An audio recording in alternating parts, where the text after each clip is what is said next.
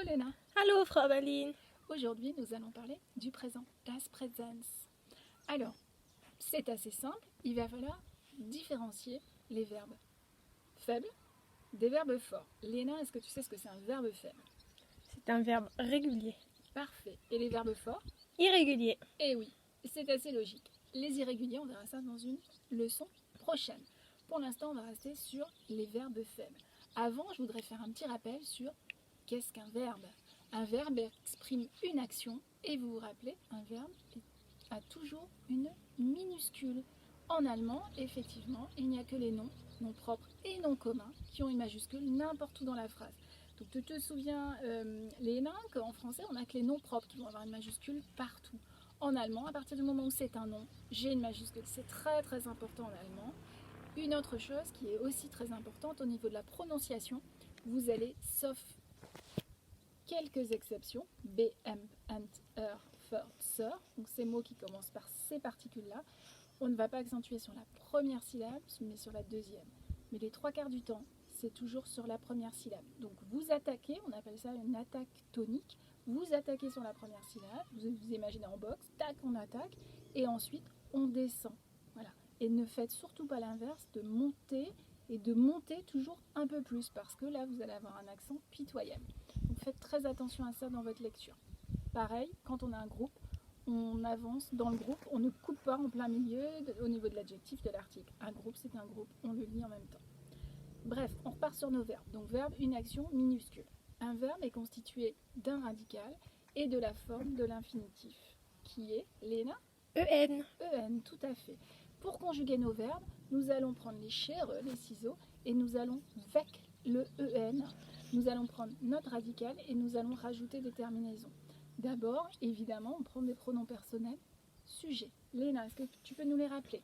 Ich. Alors du. faites bien attention comme Léna, hein, c'est un ich court. Ich. Ich. Du. Er. Sie. Es. Wir. Ihr. Sie. Et sie, majuscule, qui est la formule de politesse, je vous le rappelle. Donc on prend tous ces pronoms personnels sujets que Léna vient de dire, on prend notre radical, et ensuite on va rajouter pour chaque pronom personnel une terminaison. Léna, est-ce que tu peux nous donner la terminaison? E. Oui. ST. Parfait. T. Oui. EN. Oui. T. EN. Je crois que Léna est très très forte en allemand. Sehr gut in Deutsch. Hein. Alors du coup, nous allons prendre un verbe, parce que là ça reste très mécanique, c'est très très simple finalement. On va prendre le verbe spielen, qui veut dire jouer.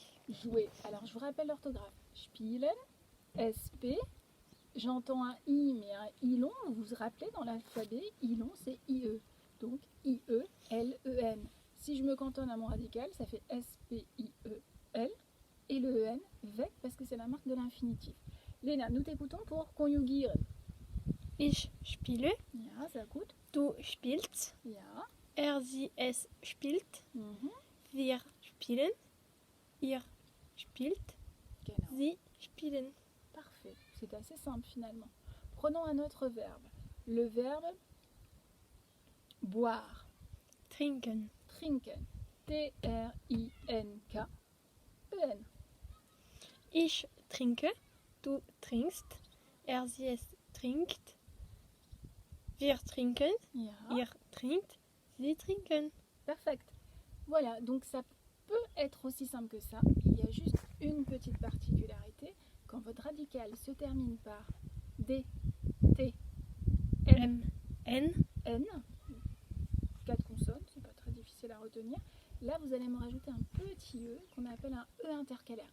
À la deuxième personne du singulier, troisième personne du singulier et deuxième personne du pluriel. Pourquoi? C'est surtout pour un problème de prononciation. Voilà, il faut juste retenir ça. Mais parfois même on devine en fait qu'on n'arrive pas à prononcer.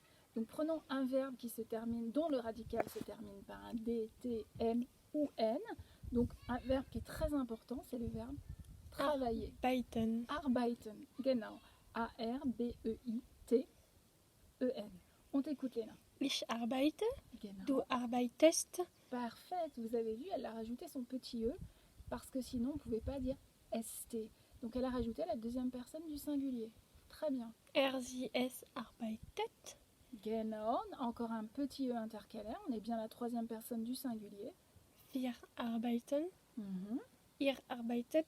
À nouveau un E intercalaire, parce que nous sommes la deuxième personne du pluriel. Et sie arbeiten. Et ben voilà, vous savez tout sur le présent des verbes faibles. N'hésitez pas à vous exercer, ça reste purement mécanique. Ça va Léna? Ça va. Parfait. Merci. Deuxième partie, une prochaine fois, les verbes. Fort. Fort. Tschüss. Tschüss.